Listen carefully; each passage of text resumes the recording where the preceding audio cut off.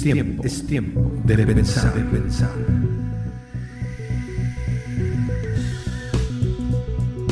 Mushaki Studio. Hola, ¿qué tal? ¿Cómo están? Resulta que hoy vamos a hablar de un tema muy interesante. Creo que te parecerá interesante seguramente. El punto es, comienza el ministerio de Jesús de una manera excepcional. Dios ha planeado todo el ministerio de Jesús y toda la eternidad. Pero para nosotros resulta que el que Jesús venga es algo muy importante. Sin embargo, tenemos que hacer un poco de historia. En Génesis 1 precisamente, se narra cómo Dios creó el universo. Es, a mi entender, la primera ocasión en la que el Padre, el Hijo y el Espíritu Santo se presentan como Trinidad, haciendo la obra de la creación. Y tú te preguntarás, bueno, pero Jesús nació hace 2000 años. Bueno, pero el apóstol Juan en su libro lo cita de esta manera. Él dice que en el principio era el Verbo. Se está refiriendo a la creación, se está refiriendo al Génesis. En el principio era el Verbo, refiriéndose a Jesucristo. Y el Verbo era con Dios, y el Verbo era Dios. Esas palabras del apóstol Juan nos hacen comprender que en el principio precisamente Dios creó las cosas con su voz, con el Verbo. El Verbo después se hizo carne, que es Jesucristo. Pero el Verbo estuvo presente en la creación junto con el Padre. Es decir, estaba el Padre, estaba el Verbo, por supuesto, porque por Él fueron hechas todas las cosas y por Él subsisten. Y estaba el Espíritu Santo, que dice la palabra en el Génesis que se movía sobre la faz de las aguas. Entonces ahí estaba presente el Señor, en esa Trinidad que conocemos nosotros ahora. La Biblia no menciona nunca la palabra Trinidad. Sin embargo, debo decirte que Dios se ha manifestado en 3 personas a los hombres, ¿verdad? Como Padre, como Hijo, el Salvador, y como su Espíritu Santo. Estas mismas 3 personas están representadas en el momento en que Jesús está iniciando su ministerio. Es maravilloso darnos cuenta que, a mi entender, es la segunda vez que lo hace el Señor, que se presenta como Padre, Hijo y Espíritu Santo en un mismo momento. Y esto pasó precisamente allí, y lo narra la Biblia en varios de los evangelios. Yo te voy a leer nada más Mateo 3, del 13 al 17. Y fíjate cómo lo dice. Lo voy a leer de corrido y después comentamos. Dice: entonces Jesús vino a Galilea, a Juan, al Jordán, para ser bautizado por él. Mas Juan se le oponía, diciendo: yo necesito ser bautizado por ti, ¿y tú vienes a mí? Pero Jesús le respondió: deja ahora, porque así conviene que cumplamos toda justicia. Entonces le dejó. Y Jesús, después que fue bautizado, subió luego del agua, y he aquí los cielos fueron abiertos, y vio al Espíritu de Dios que descendía como paloma, y venía sobre él. Y hubo una voz de los cielos que decía: este es mi Hijo amado, en quien tengo complacencia. Mateo 3, del 13 al 17. ¿Sabes? Este momento fue tan especial. Muchos testigos vieron esta situación. Entonces ellos fueron testigos de esta revelación de Dios, ¿verdad?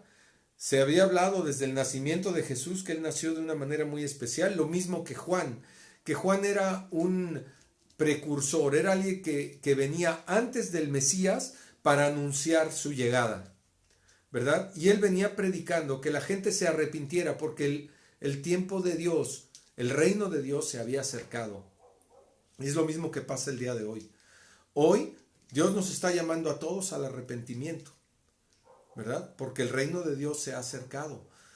Es diferente, por supuesto que es diferente el tiempo que vivía Juan y Jesús ahí en ese momento junto al río Jordán que el que vivimos ahora. Pero Dios es el mismo. Dios es el mismo. Y lo que llama mucho la atención es como Jesús sin necesidad de ser bautizado. ¿Por qué? Porque Jesús nunca pecó. Eso es lo que dice la palabra de Él. Por eso tenemos esa confianza, porque Él fue tentado en todo, pero sin pecado. Él conoce lo que todos nosotros afrontamos. Sin embargo, Él decidió obedecer al Padre. Es un acto de obediencia, un acto de sumisión. Y cuando hablas de sumisión en este tiempo, la gente ya no se quiere someter a nadie. Cuando tú te sometes a alguien, por ejemplo, a alguna autoridad, obedeces las reglas o las instrucciones de la autoridad. Dios busca que nosotros nos sometamos a Él, así como Jesús lo hizo. Jesús, sometiéndose a la voluntad del Padre, dijo, procede a bautizarme porque es necesario que se cumpla toda justicia. Y además, Él estaba dando ejemplo para nosotros, porque esta ordenanza del bautismo es la primera cosa que Dios nos pide que hagamos públicamente como testimonio de que hemos sido transformados por Él. Entonces, Él lo hace como un ejemplo para nosotros, ¿verdad? Y así, fíjate lo que causó el hecho de que Él se sometiera al Padre, que descendiera el Espíritu Santo corporalmente en forma de paloma para venir sobre Él, y después que el Padre dijera, este es mi Hijo amado en quien tengo complacencia. ¡Wow! Es notable lo que pasó allí. Y allí comienza el ministerio de Jesús, el Salvador. Era Él anunciado como Mesías para el pueblo judío, pero bendito sea Dios que Él también pensó en nosotros, los que no éramos judíos, los gentiles, como les llama la Biblia, o como nos llama la Biblia. Gracias a este plan perfecto, todos podemos tener acceso a un Salvador. ¿Es necesario un Salvador? Sí, sí lo es. No es tan solo porque el mundo se esté cayendo con tantos problemas y tantas cosas. Esa es una parte. Pero nuestro espíritu necesita un Salvador. Todos como seres humanos necesitamos tener comunión con Dios. Porque si no estás en comunión con Dios, estás perdido. Entonces, este momento es muy importante y por eso, a mi entender, yo creo que es de las dos ocasiones que ha pasado esto, que se manifiesta el Padre, el Hijo y el Espíritu Santo en un mismo momento para hacer algo totalmente radical en la historia.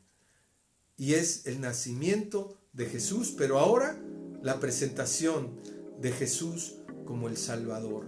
Cuando Dios dice, este es mi hijo amado, en quien tengo complacencia, está diciendo todo.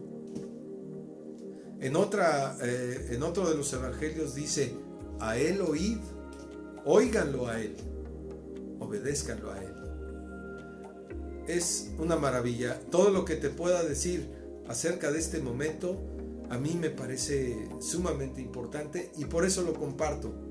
Porque tal vez tú puedas decir allí en tu lugar, en tu comunidad, pues yo no necesito un Salvador. Y si es así, pues creo que debieras pensarlo un poquito más. Porque el alma, el espíritu de nosotros necesita alimento. Yo te preguntaría, ¿cómo has alimentado tu espíritu? ¿Con entretenimiento? ¿Con buenas obras? ¿Y eso qué? ¿Eso qué te da? Lo único que nos puede acercar a Dios es el Salvador. Pero si tienes la oportunidad de buscarlo hoy, no lo dejes. No lo dejes para mañana, porque mañana puede ser que no llegue. Así que hoy es el día de buscar a Dios de corazón y tomar decisiones radicales para salir de las prisiones en las que podemos estar por el pecado. Que tengas una excelente vida y que te vaya muy bien. Espero que te encuentres con el Señor y toma en consideración estas palabras, pero compruébalas en la Biblia.